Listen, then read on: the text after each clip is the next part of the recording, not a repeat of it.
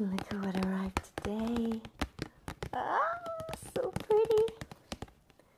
Do you want to see inside? Oh, look at that. Isn't that beautiful? That is beautiful. And if you want to see more, well, you'll just have to buy it. Not the first book. This beautiful, beautiful illustration. Just find it here. Look at that. Oh my goodness, that's so beautiful. Isn't it? Oh, he's gorgeous. That one's beautiful. Look how thick they are. Like, they're good books, aren't they? Get a lot for your money. Lian had no time to think about swimming. In a split-second decision, he shouted, "Close your mouth! Run!" The child's spirit, however, suddenly disappeared. The next second, a cloud of black smoke exploded in Lian's face. Even though Lian closed his mouth, the moment after he shouted, he could feel a stream of cold air snaking down his throat. It was the black smoke entering his stomach. His innards were numb, as if everything inside him had frozen in a matter of seconds. Lian gritted his teeth and hastily tore apart a few protective charms. He dug out the herbs and charmed papers within and stuffed them into his mouth, chewing with force and swallowing. It didn't take long before his throat itched, and that black cloud of smoke was retched back out. Lian covered his mouth with his sleeve, coughing non-stop and choked by tears. His mind raced to another countermeasure. Even after the cloud of black smoke was forcibly vomited out, it still swirled about and relentlessly clung to his body. Lian pushed himself onto the windowsill, raised himself up, and leapt into the lake outside. With a splash, Lian plunged deep into the heart of the lake. He held his breath, crossed his legs and arms, and assumed a meditative position, letting his body slowly sink to the bottom of that freezing lake.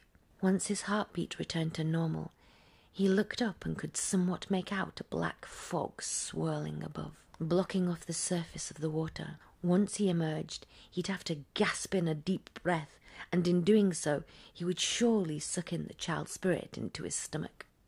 A grown man with a fulsome baby bump wasn't the least bit funny to imagine. However, his leap into the water had only been meant to give himself some time to think. It didn't take long for Lian to come up with a counterattack. So what if I swallow it? I'll just swallow Fengxin right after. He'd learned that trick when performing on the streets. Although it might hurt, whatever, as long as the child's spirit could be captured. With his mind thus made up, Lian released his arms and started swimming upwards. But the muffled sound of sloshing water came from above, and suddenly a vast expanse of burning, vivid crimson red flooded his vision. A tangle of winding raven-black locks obscured his sight. Though nothing could be seen through the splashing water and schools of air bubbles, Lian blinked, trying desperately to bat away the thousands upon millions of lingering crystalline bubbles. Then he found himself caught by a pair of strong arms. One hand circled his waist, and the other grasped his chin. In the next second, something cold and soft covered his lips. In that instant, Lian's eyes bulged. Never in his life had anyone treated him like this. First, no one dared. Second, no one could. However, this person was swift, like the devil, and had appeared so suddenly that he had no chance to defend himself before he'd been plunged into such a state. Flustered, he thrashed and desperately tried to push the person away. Instead, he only succeeded on choking on large mouthfuls of water as string after string of bubbles escaped from his mouth like crystal beads. Of course, this was a big mistake underwater. The hand around his waist only tightened, pressing their bodies closer together, and Julian's struggling hands were firmly folded and crushed against his own chest, trapping them in place. His lips, too, were securely sealed. The kiss deepened, and with it, a breath of cool, gentle air was transferred into his mouth.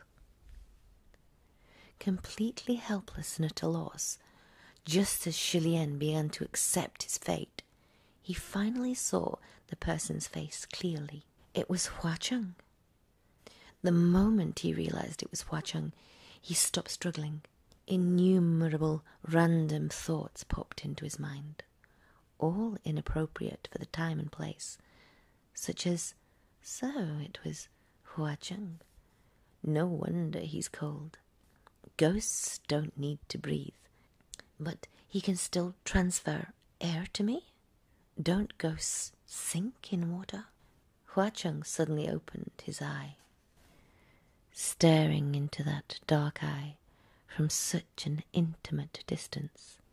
Lian froze again, then resumed struggling, his arms flailing like a duck so clumsy it was drowning. Cheng easily cajoled those thrashing limbs, and with his arm still firmly locked around Lian's waist, Cheng took him and speedily swam upwards. It didn't take long before they broke through the water's surface. The waters were freezing, and the air was likewise. Yet Lian's whole body burned. The moment they surfaced, Lian wanted to turn his head away, but the black cloud of smoke was still swarming above, and watching with predatory attention. When it saw someone emerge, it immediately locked on and flashed forward. Lian only slightly turned his head away, but Cheng's hand cradled his head and pressed him back into place. Their lips hadn't separated for a second before they were pressed tightly together once more.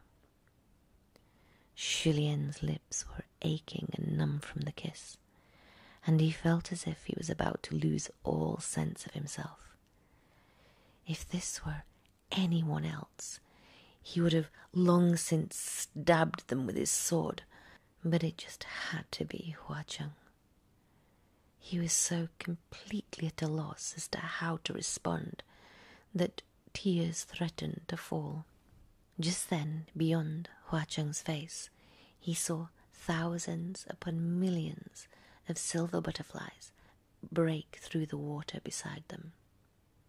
With a sharp trill, that rain of butterflies shot from the surface like iron pellets, the blade-sharp wings reflecting a chilling glare. Within moments, the child's spirit was slashed apart and screaming, and the black smoke dispersed as it tried to flee in all directions. However, the countless butterflies swarmed so thickly that they blotted out the sky, and they easily trapped it within their web of wings. No matter how the spirit rammed and pounded, it couldn't break through. Cheng's eye never once lifted to regard the sight, and with Lian in his embrace, he once again dove into the waters.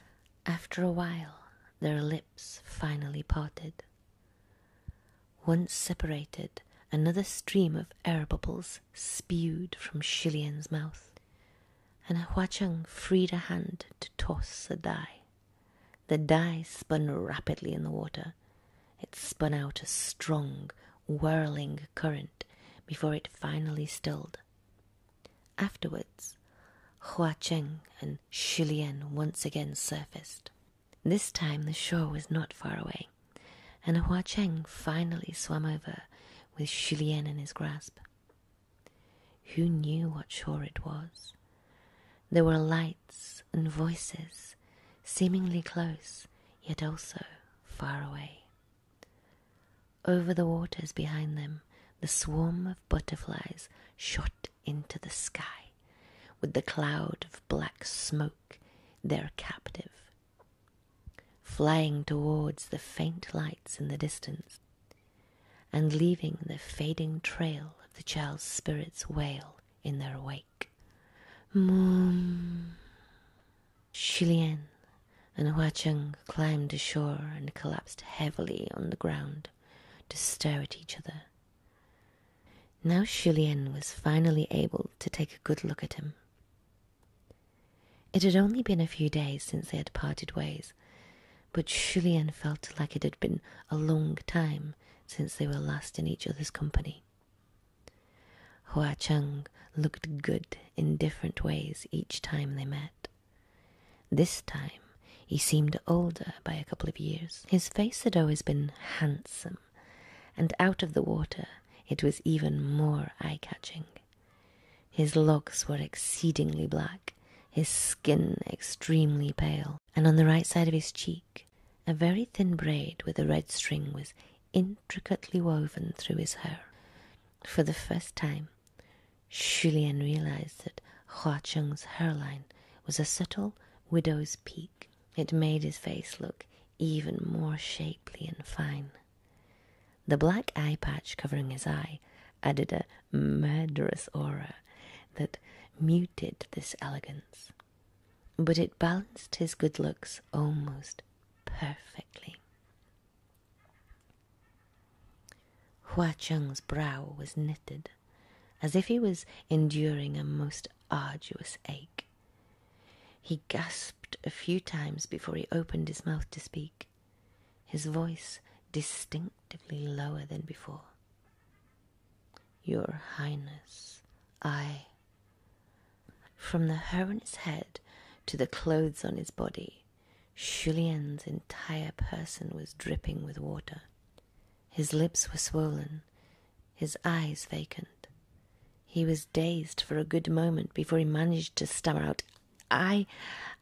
The ayes were uttered innumerable times until he randomly blurted, I'm a little hungry. Hua Cheng was taken aback.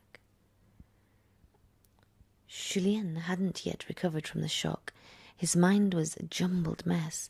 No, I'm a little sleepy. He flipped around, landing on his hands and knees, his back facing Hua Cheng. His hands fumbled across the ground like he was searching for something. Behind him, Hua Cheng asked, What are you looking for? Subconsciously, it was because Xu Lian didn't dare look at him. I'm looking for a thing. I'm looking for my bamboo hat, he babbled incoherently. Oh, where's my bamboo hat? If anyone else were watching this scene play out, they would certainly yell, He's done for. He's lost his marbles. But in reality, it was only because Xu Lian had never experienced something like this, and the shock was too great. You see, he had simply lost control a little. Xu Lian crawled around on his hands and knees as he continued to mumble to himself, shuffling away with his back still facing Hua Cheng. I can't find it. I'm leaving now. I'm going home to eat. I need to go and collect scraps. I'm sorry, Hua Cheng said. Sensing that the voice behind him was coming closer, Xu Lian jumped to his feet and cried, I'm leaving now. That was practically a cry for help. Hua Cheng hastily said, No. Xu Lian tried to run, but after only a few steps, his ankle twisted and he fell to the ground. He looked back to see a trail of blood behind him. The needle was now completely, deeply embedded into the bottom of his foot. Hua Cheng seized his ankle, his voice alarmed. "What's wrong?" Julian immediately tried to pull his leg out from that grip. Nothing. It doesn't hurt. It's fine." Hua Cheng was slightly angered by this. How can it not hurt? Then his hands moved. He was actually going to remove Julien's boot. Terrified, Julien scrambled away, exclaiming as he crawled, No, there's no need." He kept crawling, kept trying to scamper off, but Hua Cheng held him tightly and stopped him from doing so. The chaos finally caught the attention of everyone else on shore, and in a racket as noisy as the beating of drums and gongs and other hellish clamour, the squawking crowd of who knew what of weirdos surrounded them. "Who goes there? Who dares? Don't you know what this place is? Are you done with life, or you want to die again? Holy crap." The crowd of ghosts immediately hollered in unison, "Good day, your lordship." Julien let out a wail in his head, wishing desperately that he could cover his face with his hands. This was Ghost City. Thanks for